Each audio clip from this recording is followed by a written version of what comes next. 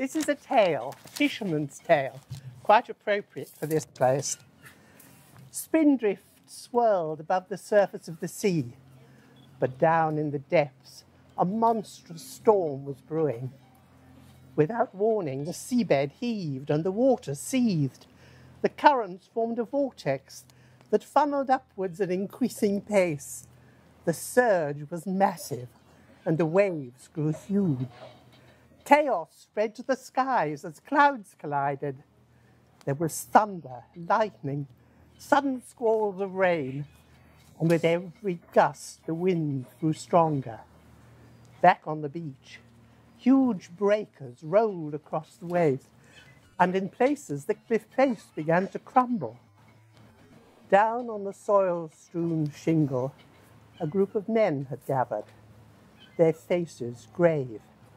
They'd answered an unspoken call, boats in peril, lives to save. Some went to the shack to monitor the radio and prepare their gear. First aid box, blankets, ropes, flares and torches. Others greased the slipway and oiled the winches. Old fishermen, sturdy of limb and stout of purpose, they peered anxiously into the murk.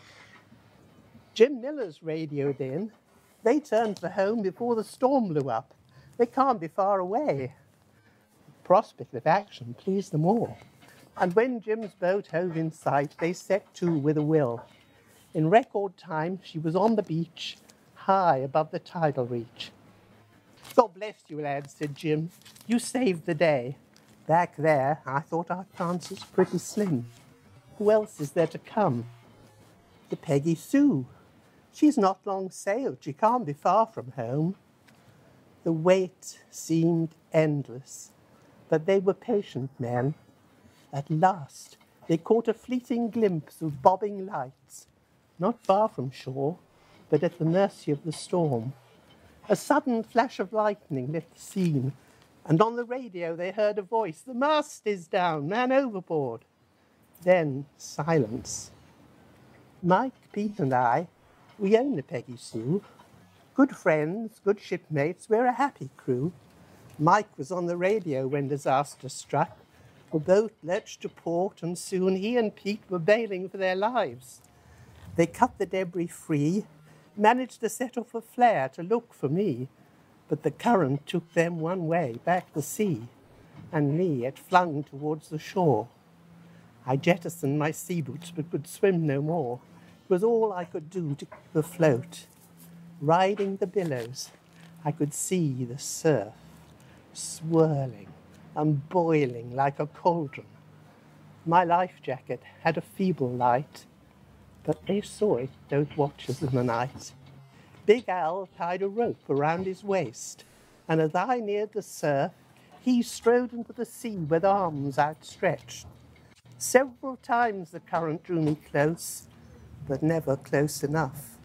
And then I saw he had the rope coiled in his hand to throw across the intervening gap. With frozen fingers, I grasped the hairy cord and heard his voice call, "Pull!" Half drowned and bruised, I landed on the beach. But of Big Al, there was no sign at all.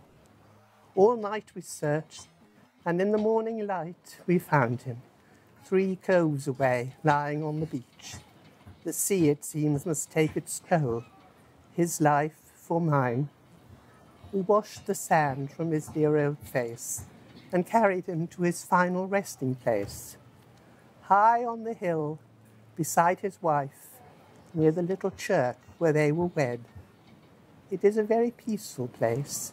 Seabirds cry, and the distant sea sings a lullaby.